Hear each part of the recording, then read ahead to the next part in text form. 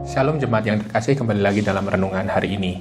Kalau kemarin kita sudah belajar untuk melihat masalah dengan jelas, membawa ke dalam terang kasih Tuhan, dan juga percaya kepada prosesnya. Dan hari ini yang terakhir saya mau katakan tentang bagaimana saat kita pergumulan itu harus kita serahkan kepada Tuhan. Saya bacakan dari Yohanes 10 ayatnya yang ke-9 dan juga 10, berkata demikian, "Akulah pintu, barang siapa masuk melalui aku, ia akan selamat dan ia akan masuk dan keluar dan menemukan padang rumput.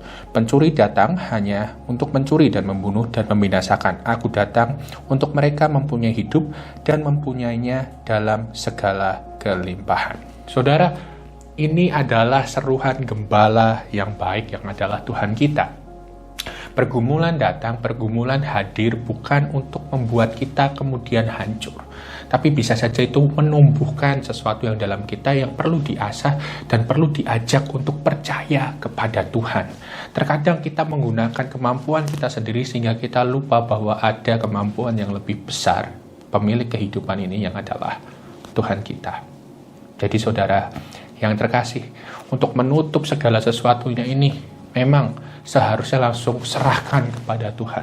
Tapi manusia seringkali tidak melewati prosesnya dengan sungguh, akhirnya menyerahkan pada Tuhan dan berulang-ulang jatuh ke dalam masalahnya tanpa dia belajar sesuatu.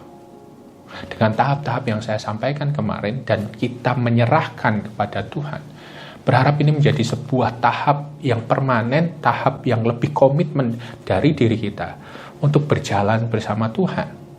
Kenapa sih keluar dari pergumulan ini harus disambungkan dalam renungan harian?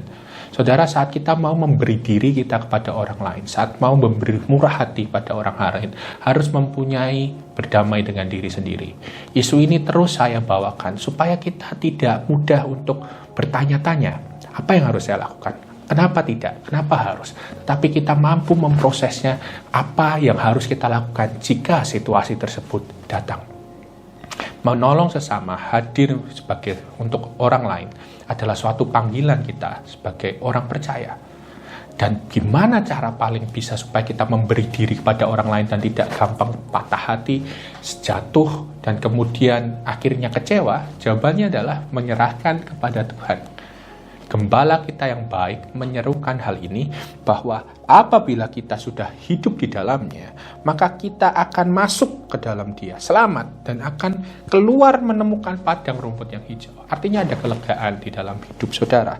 Karena ya saudara, sekali lagi, kalau hari ini kita menutup ini dengan menyerahkan pada Tuhan, dan saya tidak tahu apa pergumulan saudara, situasi saudara hari ini, dan panggilan kita untuk memberi yang tidak mudah mungkin dalam kondisi saat ini, saya hanya bisa bilang Immanuel, Allah besertamu. Dan kenapa saya bilang Immanuel, Allah selalu besertamu? Karena ada Ebenezer, yaitu karena sampai di sini Tuhan menolong. Tuhan yang akan mencukupkan kita, Tuhan yang akan memberikan kita kecukupan, Tuhan yang akan memberikan kita kelegaan dan berkelimpahan di saat yang tepat. Saat kita tahu dan saat kita belajar bersama bahwa Tuhan adalah lebih dari segalanya.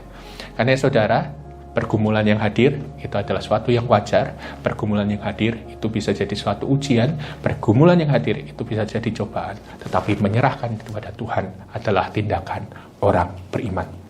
Mari kita berdoa.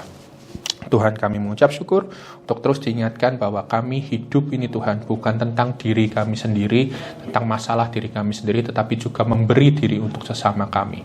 Dan juga memberi diri kami untuk terbuka kepada Allah yang punya hidup dan punya kemahakuasaan di dalam hidup setiap orang percaya. Karenanya bantu kami bisa menyerahkan ini semua dalam tangan-Mu, dan kiranya Tuhan saja yang dimuliakan.